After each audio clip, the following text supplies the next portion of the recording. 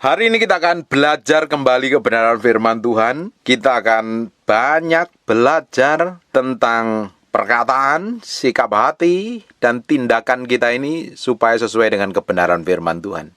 Karena banyak kali kita ini tidak bisa mengendalikan mulut kita ketika kita mengalami masalah. Ketika kita diperhadapkan hal yang buruk, kita seringkali gagal bereaksi seperti yang firman mau. Seperti yang Tuhan inginkan. Seringkali ketika kita ini menghadapi sesuatu yang tidak enak, yang melukai batin, yang memancing emosi, tiba-tiba emosi kita ini meledak-ledak, tidak terkontrol, tidak terkendalikan. Ya, itu yang salah. Kita harus bisa menjadi orang yang bisa mengendalikan lidah bibir kita. Kondisi apapun, situasi apapun, sekalipun itu tidak enak, kita harus bisa mengendalikan diri loh. Kita harus bisa mengendalikan lidah bibir kita ini untuk berbicara, bereaksi tepat seperti yang Tuhan mau. Banyak orang salah bereaksi. Kita akan lihat suatu kisah. Ini kejadian nyata yang dialami oleh anaknya Yakub. Dan ini hal yang mengerikan sekali. Reaksinya salah, balas dendam. Bapak Ibu, kita ini bisa diperlakukan buruk orang lain. Diperlakukan tidak adil. Tapi kita ini sekarang ini hidup di dalam perjanjian baru. Kalau orang menyakitin, kita disuruh mengampuni. Kalau orang melukai, kita suruh mendoakan. Di dalam perjanjian lama, mata ganti mata, gigi ganti gigi. Dan sebenarnya itu tidak berkenan di hadapan Tuhan. Mana mungkin sih ketika kita diperlakukan jahat, kita mau balik jahat lagi? Bukankah kita nggak jauh beda dengan orang yang berbuat jahat? Di dalam kehidupan kita hari-hari, seringkali kita sering dapat perlakuan buruk oleh orang lain. Nah, tetapi kita tidak boleh memperlakukan buruk balik, apalagi membalas dendam. Sekarang kita akan lihat suatu kisah kehidupan yang sangat mengerikan menurut saya. Ini ayatnya banyak sekali. Buka sebentar bersama saya di Kejadian pasal yang ke-34 mulai ayat yang pertama. Pada suatu kali pergilah Dina anak perempuan Lea yang dilahirkan bagi Yakub mengunjungi perempuan-perempuan di negeri itu. Ketika itu terlihatlah ia oleh Sikem, anak Hemor orang Hewi, raja negeri itu. Lalu Dina itu dilarikan dan diperkosanya. Ini ternyata Dina anaknya Yakub diperkosa, dapat perlakuan yang tidak enak, tidak adil. Tetapi terikatlah hatinya kepada Dina, anak Yakub. Setelah diperkosa, dia malah jatuh cinta. Ini menurut saya ini juga orang gak normal. Ia cinta kepada gadis itu, lalu menenangkan hati gadis itu. Sebab itu berkatalah Sikem kepada Hemor ayahnya, ambillah bagiku gadis ini untuk menjadi istriku. Kedengaranlah kepada Yakub bahwa Sikem mencemari Dina, tetapi anak-anaknya di padang menjaga ternaknya. Jadi Yakub mendiamkan soal itu sampai mereka pulang. Lalu Hemor ayah Sikem pergi mendapatkan Yakub untuk berbicara dengan dia. Sementara itu anak-anak Yakub pulang dari padang, dan sesudah mendengar peristiwa itu orang-orang ini sakit hati. Karena apa? Bisa sakit hati melihat adiknya diperkosa, melihat adiknya diperlakukan buruk. Sakit hati itu akhirnya mereka melakukan siasat yang mengerikan. Coba kita akan lihat ya. Sementara itu anak-anak Yakub pulang dari padang dan sudah mendengar peristiwa itu, orang-orang ini sakit hati. Siapa orang-orang ini? Ya, anak-anaknya Yakub. Dan sangat marah karena Sikem telah berbuat noda di antara orang Israel dengan memperkosa anak perempuan Yakub. Sebab yang demikian itu tidak patut dilakukan. Berbicaralah Hemor kepada mereka, hati Sikem anakku mengingini anakmu. Dari perkosa, bapaknya suruh ngelamar. Apa yang terjadi? Kiranya kamu memberikan dia kepadanya menjadi istrinya. Dan biarlah kita mengambil, berikanlah gadis-gadis kamu kepada kami dan ambillah gadis-gadis kami. Kita lompat ya, ini ayatnya panjang sekali. Di ayat yang ke-13, lalu anak-anak Yakub menjawab Sikem dan Hemor ayahnya dengan tipu muslihat. Karena Sikem telah mencemari Dina adiknya. Bapak Ibu, kalau orang sakit hati, apa yang terjadi? Di dalam hatinya punya siasat buruk, siasat jahat. Pingin balas dendam. Hati-hati orang yang sakit hati dan kau nggak bisa mengampuni. Kau punya siasat buruk untuk pakai cara apapun. Mungkin merendahkan, mencaci balik, siasat buruk untuk mencelakai dan memperlakukan lebih jahat dari apa yang mereka lakukan terhadapmu. Hati-hati ini. Berkatalah mereka kepada orang itu, kami tidak dapat berbuat demikian, memberikan adik kami kepada seorang laki yang tidak bersunat. Sebab hal itu aib bagi kami. Hanya dengan syarat inilah, jangan syarat ini kami dapat menyetujui permintaanmu. Kamu harus sama seperti kami, yaitu setiap laki-laki di antara kamu harus disunat. Barulah kami akan memberikan gadis-gadis kami kepada kamu dan mengambil gadis-gadis kamu. Maka kami akan tinggal padamu dan kita akan menjadi satu bangsa. Ini siasatnya sangat mengerikan sekali. Dan apa yang kita lihat, kita lompat. Ayat yang ke-22, namun hanya dengan syarat ini orang-orang itu setuju tinggal bersama-sama dengan kita, sehingga kita menjadi satu bangsa, yaitu setiap laki-laki di antara kita harus disunat seperti mereka bersunat. Kita lompat ayat 24. Maka usul Hemor dan Sikem anaknya itu, didengarlah semua orang yang datang berkumpul di pintu gerbang kota itu, lalu disunatlah setiap laki-laki, yakni setiap orang yang dewasa di kota itu. Pada hari ketiga ketika mereka sedang menderita kesakitan, datanglah 2 orang anak Yakub, yaitu Simeon dan Lewi, kakak-kakak Dina. Setelah masing-masing mengambil pedangnya menyerang kota itu dengan tidak takut, serta membunuh setiap laki-laki. Karena apa? Hatinya sudah sakit.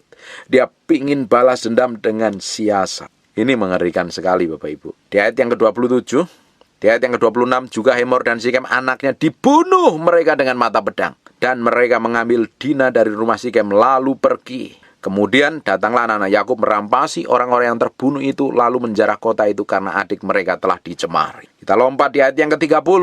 Yakub berkata kepada Simeon dan Lewi setelah mereka membunuhin semua laki-laki. Yakub berkata kepada Simeon dan Lewi, kamu telah mencelakakan aku dengan membusukkan namaku kepada penduduk negeri ini, kepada orang Kanaan dan orang Feris, padahal kita ini hanya sedikit jumlahnya. Apabila mereka bersekutu melawan kita, tentulah mereka akan memukul kita kalah dan kita akan dipunahkan, aku berserta isi rumahku. Bapak Ibu, orang itu ya, kalau sudah sakit hati begitu rupa, karena perlakuan orang lain, karena sikap orang lain, atau perkataan orang lain, orang itu bisa marah begitu rupa, dia pakai siasat apapun untuk balas dendam. Sebenarnya ketika mereka membalas perbuatan orang yang menyakiti dan melukai, sebenarnya tindakan mereka nggak jauh beda, sama jahatnya. Kita hari ini diajarin untuk mengampuni, melepaskan pengampunan. Beberapa hari yang lalu kita udah pelajari, saya udah pernah banyak singgung nih tentang pengajaran ini. Tapi banyak orang seringkali gagal mengendalikan tindakannya, sikapnya tidak sesuai seperti firman. Ketika dapat perlakuan yang tidak baik, atau situasinya tidak menguntungkan, atau keadaannya sangat-sangat tidak nyaman atas dirinya, karena perlakuan orang lain, mulutnya tiba-tiba bereaksi jahat. Mulutnya bereaksi yang tidak benar. Padahal mulut kita ini dipakai Tuhan untuk jadi berkat. Mulut kita ini dipakai Tuhan untuk menyampaikan kebenaran, mendoakan orang sakit, memperkatakan firman. Bukan untuk ngomong buruk, mencelakai, mengutuk, atau mencaci, bahkan memaki. Berapa banyak dari antara kita yang punya hubungan suami istri tidak baik gitu ya. Ketika pasanganmu melakukan tidak seperti yang kamu mau, tiba-tiba engkau katakan perkataan-perkataan yang nyakitin dan melukai, merendahkan begitu rupa. Bagi perempuan, kalau engkau hormatin suamimu, engkau berada dalam masalah dan keluargamu pasti dalam masalah. Karena kebutuhan seorang laki-laki itu dihormati, diakui, dipuji, bahwa dia memang benar-benar seorang laki-laki. Tapi banyak perempuan lupa, para istri lupa. Kalau engkau memperlakukan suamimu tidak hormat di rumah, padahal di luaran sana mereka jadi orang terhormat, trouble dalam keluargamu, jadi masalah. Ada perempuan yang terlalu curiga, dicurigain terus, dituduh selingkuh, dituduh berzina, padahal kerja. Lama-lama, lakimu berontak dan bikin trouble loh. Banyak orang kadang sikapnya buruk, tidak bisa mengendalikan diri, kelakuannya jelek, mulutnya jelek, mengucapkan kata-kata yang menyakiti dan melukai. Dan ketika kata-katamu itu menyakiti dan melukai orang yang belum sungguh-sungguh dalam Tuhan, itu orang bisa murtad malahan. Itu orang malah berbuat jahat loh. Kalau kamu melukai orang yang benar-benar hidupnya takut akan Tuhan dan dia nggak ngapa-ngapain, kamu berurusan dengan Tuhan, kamu akan ketemu problem. Ketika mulutmu tidak bisa dikontrol dan bisa mengendalikan, dan lebih banyak ngomong jahat, Yang diomongin adalah orang yang takut akan Tuhan. Yang diomongin adalah orang yang hidupnya bergaul dengan Tuhan.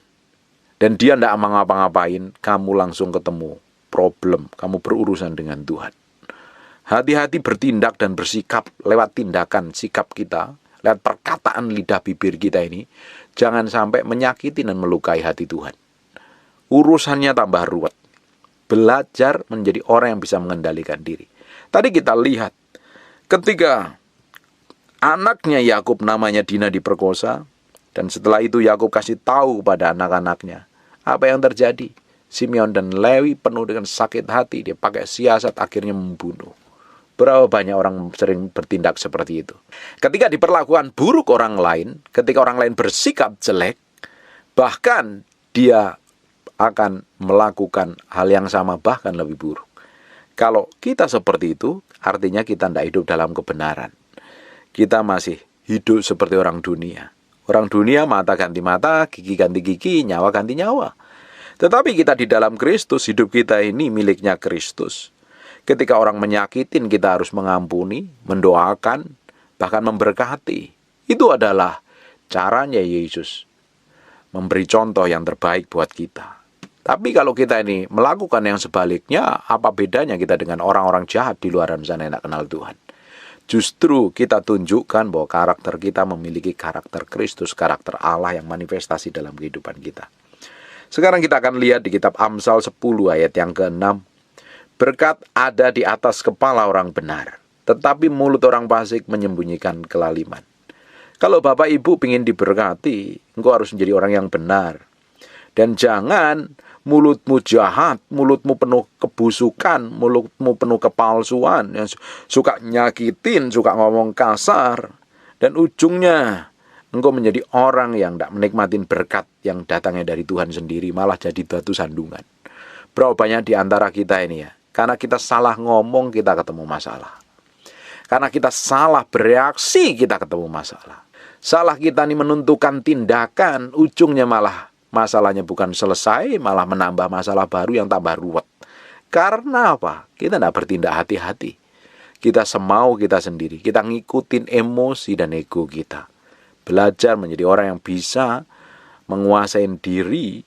Sebelum bertindak itu berpikir dengan tenang, rileks dan enjoy.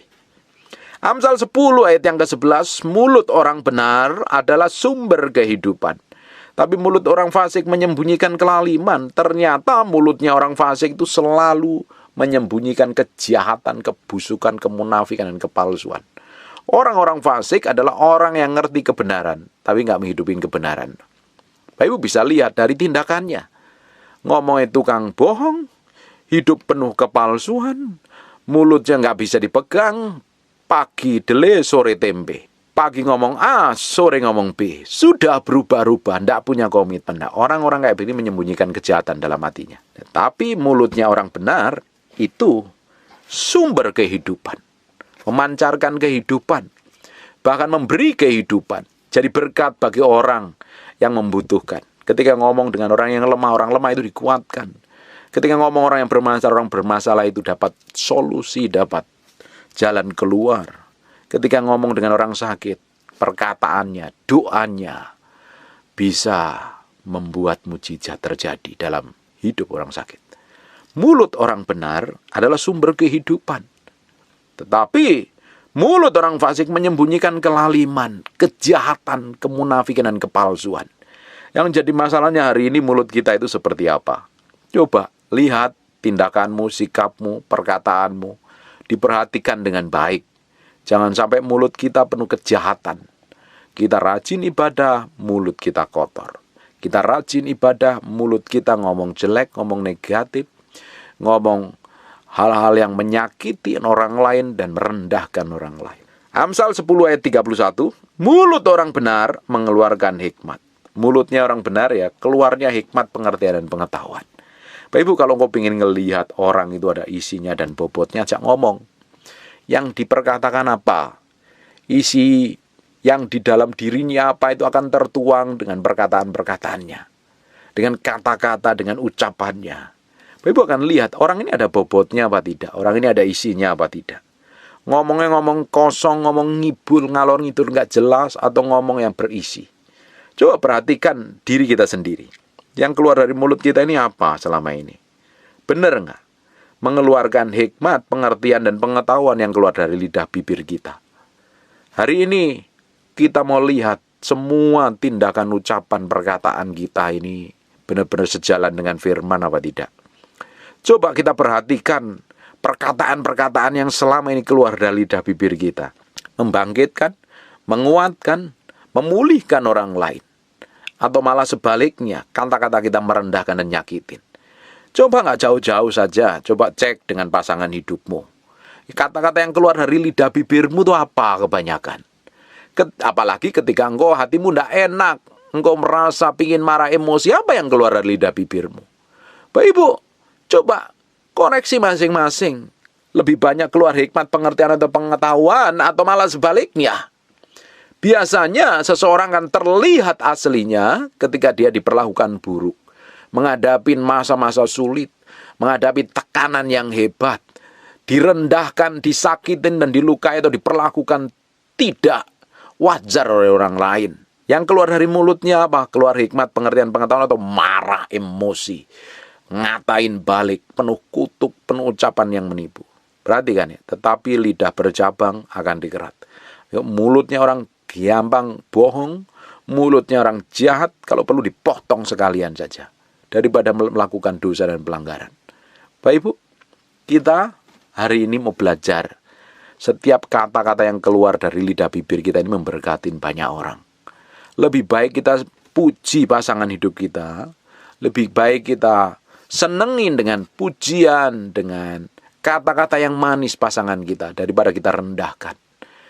Percuma kok kita ngomong kasar, kita ngomong kotor itu, atau marah dengan makian, tidak merubah pasangan hidup kita kok. Malah kepahitan yang ada.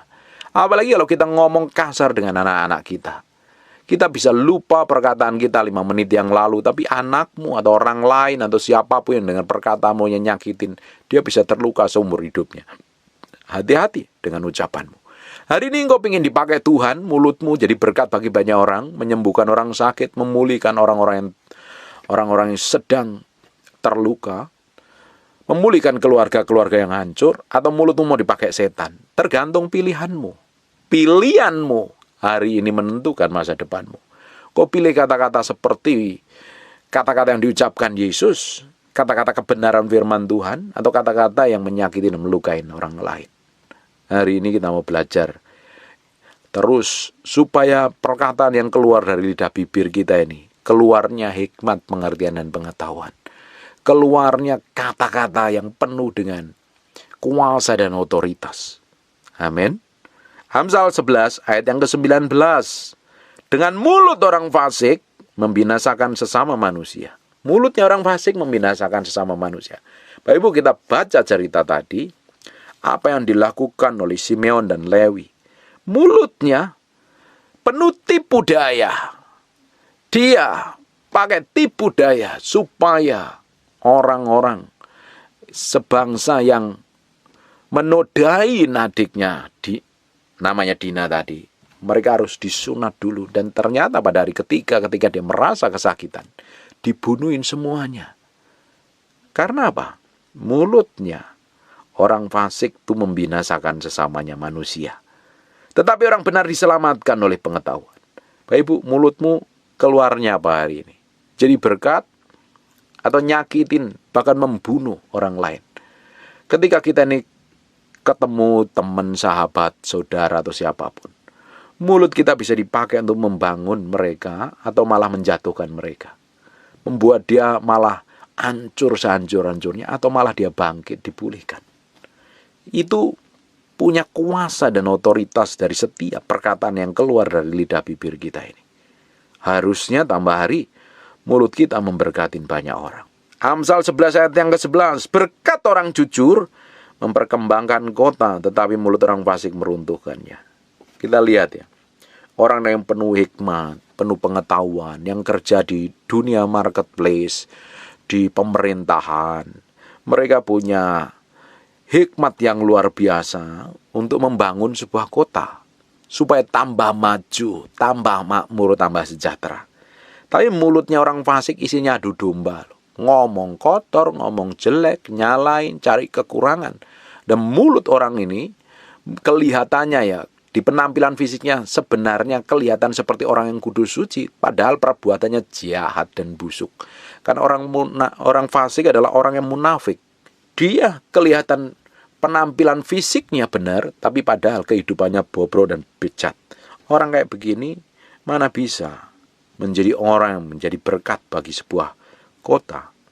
Berkat orang jujur memperkembangkan kota, tapi mulut orang fasik meruntuhkan. Amsal 16 ayat yang ke-13. Bibir orang benar dikenan raja, dan orang yang berbicara jujur dikasihannya. Bapak Ibu, kalau engkau ingin didapatin perkenanan oleh Tuhan, jadi orang kesayangan Tuhan, belajar bibirmu ngomong kebenaran, jadi berkat. Hidup penuh kejujuran, jangan penuh kepalsuan. Saya sudah berulang kali ngomong bahwa Ibu, hidup kita ini harus seperti ikan yang taruh di akuarium, bisa dilihat dari segala sisi, transparan. Apa yang di mulut kita, itu yang di hati kita. Apa yang di hati kita, itu yang di mulut kita. Jangan tutupin dosa dan pelanggaran. Jangan melakukan kejahatan yang tersembunyi. Jangan menyembunyikan dosa. Dosa Bapak Ibu sembunyikan seperti apapun juga, suatu hari akan kebongkar. Kalau engkau nggak bertobat, engkau berurusan dengan Tuhan. Sampai hari ini harusnya kita menjadi orang yang murni, tulus, jujur, didapatin, transparan di hadapan Tuhan. Kalau melakukan dosa dan pelanggaran, akuin dosamu dan bertobat sama Tuhan, baru engkau akan mengalami pemulihan. Menyembunyikan dosa itu tidak akan membuat hidupmu bahagia. Tidak akan membuat hidupmu tenang. Engkau kehilangan damai sejahtera. Hari ini belajar naruh hati sepenuhnya untuk Tuhan, untuk nyenengin hati Tuhan, untuk memuliakan nama Tuhan. Jangan menjadi orang yang dipenuhi dengan segala macam tipu daya, kemunafikan dan kepalsuan hidup. Rohani di luar kelihatannya, padahal praktek hidupnya bejat, busuk dan jahat. Lebih baik kita hidup transparan di hadapan Tuhan. Kalau kita ingin menjadi orang yang dikasihi Tuhan, menjadi orang yang didapatin berkenan di hadapan Tuhan, kita harus hidup menjadi orang yang benar di hadapannya. Benar bukan menurut cara pandang kita sendiri, tapi benar menurut cara pandang Tuhan. Izinkan Tuhan mengkoreksi hatimu. Izinkan Tuhan menyelidiki sampai kedalaman batin kita, supaya kita ini semakin diubahkan di dalam hadirat-Nya. Bukankah yang kita kejar adalah perkenanan Tuhan? Buat apa kita punya segala sesuatu? Kita hebat, punya nama baik, punya jabatan besar, menjadi orang yang termasyur, punya duit banyak, rumah gede. Tetapi ujung dari hidup kita nggak didapatin berkenan di hadapan Tuhan. Menjadi sia-sia belaka. Apa yang saya lakukan hari ini pun, tapi kalau ujungnya saya nggak didapatin berkenan di hadapan Tuhan, kan sia-sia. Saya mengejar perkenanan Tuhan. Dari semua yang saya perbuat, saya katakan, saya lakukan ini menyenangkan hati Tuhan. Baru ujungnya kita akan didapati menjadi orang yang berkenan di hadapan Tuhan. Belajar terus, tambah hari tambah diubahkan dalam hadirat-Nya. Belajar mengejar perkenanan Tuhan. Belajar menjadi orang yang didapatin, dikenan Raja yang Maha Mulia. Jadi orang yang dikasihinya. Bapak Ibu bisa bayangkan, ketika kita sudah selesai dengan semua yang Tuhan taruh dalam kehidupan kita, tugas kita di bumi ini sudah selesai, dan kita dipanggil Tuhan, artinya kita mati, dan kita menghadap Tuhan, ternyata Tuhan gak dapatin kita berkenan. Kenapa? Karena selama kita tinggal di bumi masih dipercayakan hidup, kita bertindak semau kita sendiri, bukan ngikutin kehendak Tuhan. Bukan jalan maunya Tuhan, kita jalan mau kita sendiri. Apa yang terjadi? Ujungnya kan kita nggak didapatin berkenan. Tuhan punya maksud, Tuhan punya tujuan, Tuhan punya rencana, tapi kita jalan sesuai rencana kita sendiri, kita bertindak semau kita sendiri. Bahkan kelakuan kita bejat dan jahat. Karena kita Kristen, mati di ibadah Kristen, dikubur di pekuburan Kristen, nggak taunya kita nggak didapatin berkenan di hadapan Tuhan, menjadi sia-sia belaka. Harusnya selama kita tinggal di bumi bisa dipercayakan. Sampai hari ini kita belajar firman, kan belajar untuk bisa dipercaya Tuhan. Hidup dalam kebenaran. Kita setiap hari belajar firman supaya kita ini berjalan dalam ketetapannya sesuai dengan kehendaknya, step by step. Nggak ada yang sempurna. Saya pun sampai hari ini masih belajar. Step by step. Semua yang buruk cabut sampai ke akar-akarnya. Semua hal yang nggak benar, saya mengizinkan Tuhan mencabutnya sekalipun sakit. Lebih baik saya berurusan dengan Tuhan hari ini daripada nanti. Setelah kematian, udah telat. Semuanya udah telat. Kita mau ngejar perkenanan Tuhan kok. Kita bukan mau ngejar perkenanan manusia. Buat apa diperkenan manusia tapi ujungnya ternyata ditolak Tuhan. Kita kelihatan baik di hadapan manusia, padahal di hadapan Tuhan kita melakukan banyak kejahatan dan dosa. Kita menjadi orang yang benar-benar menyenangkan hati Tuhan. Di Amsal 18 ayat yang ke-16, bibir orang bebal menimbulkan perbantahan, dan mulutnya berseru minta pukulan. Kalau engkau suka bantah ya. Dan dikasih tahu bantah, ditegur nggak mau berubah, malah marah. Sudah tahu salah, gampang marah, gampang emosi. Kamu artinya mulutmu berseru minta pukulan. Kalau dipukul manusia masih oke, kalau dipukul Tuhan urusanmu tambah ruwet loh. Jangan memiliki mulut yang bantah. Cari pembenaran diri, merasa pinter, merasa hebat, merasa benar. Ketika salah ditegur emosian, ditegur suamimu marah, ditegur istrimu marah, ditegur orang tuamu ngamuk-ngamuk nggak jelas. Mungkin anakmu tegur, kamu juga malah mencak-mencak nggak jelas, jempalitan, gulung-gulung, main lumpur malahan. Itu menunjukkan bahwa mulutmu pengen dipukul. Tergantung mau dipukul oleh Tuhan, urusanmu tambah ruwet. Sebelum dipukul lebih baik kita bertobat. Bibir orang bebal. Orang bebal itu ya ndablek, ngeyelan. Kalau hari ini mulutmu bebal, ngeyelan. Udah ngeyelan biasanya gampang sakit hati, gampang tersinggung nih. Sering kali nyimpan kepahitan nih mulut-mulut model kayak begini. Kalau ngomong ketusnya bukan main. Merendahkan, jelek. Nggak memandang sama, selalu memandang hina, merendahkan. Ini mulutnya orang jahat. Ada orang-orang kayak begini. Kalau engkau memiliki mulut seperti itu, hari ini bertobat sebelum engkau benar-benar meminta pukulan dan dipukul beneran. Urusannya tambah ruwet. Hari ini kita mau belajar kok. Simple. Menguasai hati dan menguasai mulutmu. Kalau engkau bisa menguasai hatimu, engkau bisa menguasai mulutmu. Tapi kalau engkau nggak bisa menguasai hatimu, engkau nggak bisa menguasai mulutmu. Jadi orang yang bocor mulutnya. Ketus, jahat, nyakitin, nyelkit, kalau ngomong merendahkan dan melukai. Hari ini belajar terus, diubahkan di dalam hadiratnya.